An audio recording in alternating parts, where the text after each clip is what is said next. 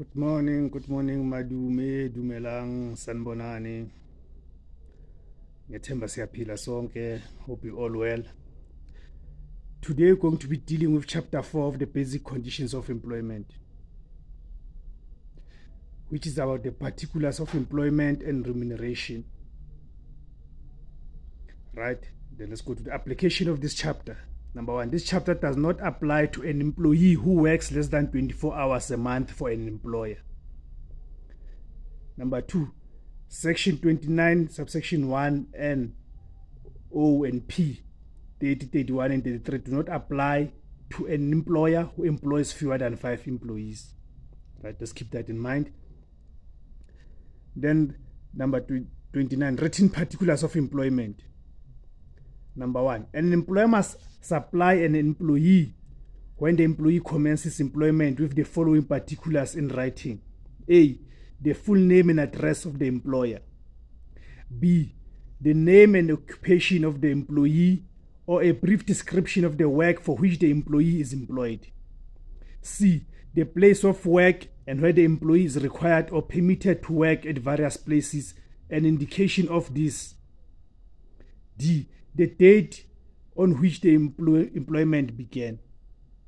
E, the employee's ordinary hours of work and days of work.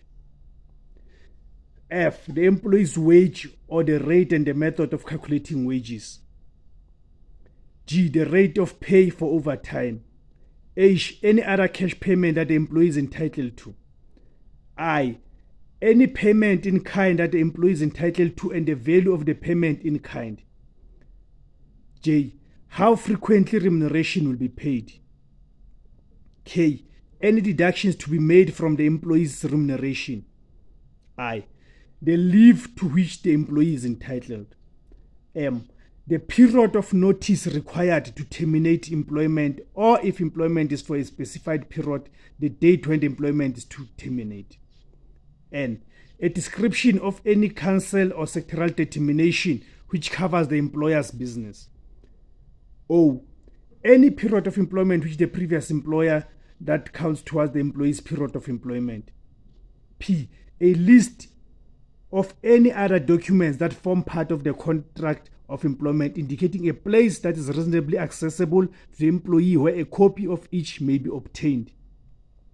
Then number 2, when any matter listed in subsection 1 changes, the written particulars must be revised to reflect the change, and the employee must be supplied with a copy of the document reflecting the change.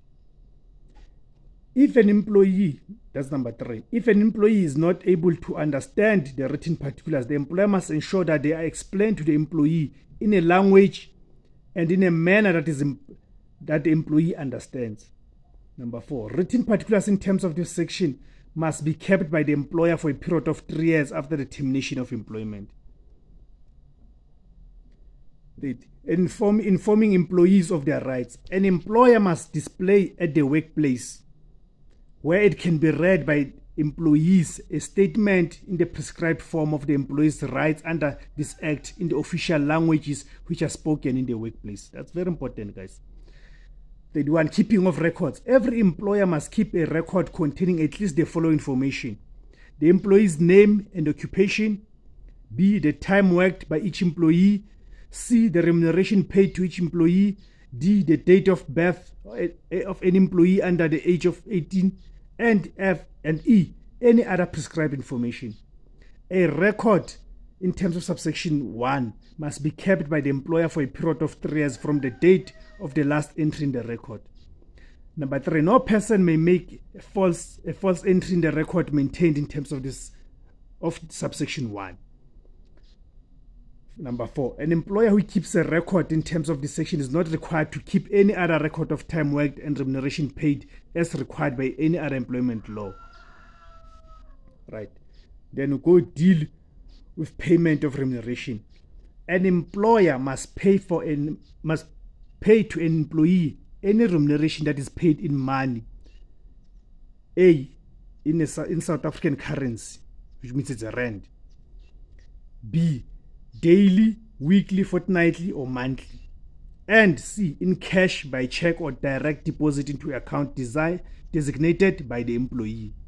Number 2, any remuneration paid in cash or by check must be given to each employee at the workplace or at a place agreed to by the employee during the employee's working hours within 15 minutes of the commencement of, or conclusion of those hours. And C, in a sealed envelope which becomes the property of the employee.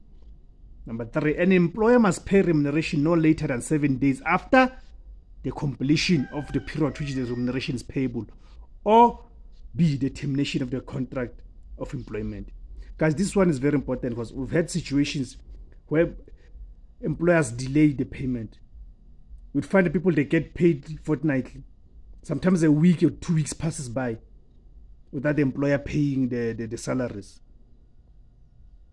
That's unlawful. That's unlawful. That's an unlawful act by the employer to do that. An employer must remunerate no later than 7 days, guys. Then number 4, subsection 3B does not apply to any person or provident fund payment to an employee that is made in terms of the rules of the fund. Right? Okay. Then I think that for now, guys, we'll leave it at that. Then in the next video, we'll carry on the next video to talk about the information about remuneration, guys. All right. Thank you very much, guys, for watching this video, and thank you very much to those who have subscribed to the channel. Please continue watching these videos. Continue watching the channel.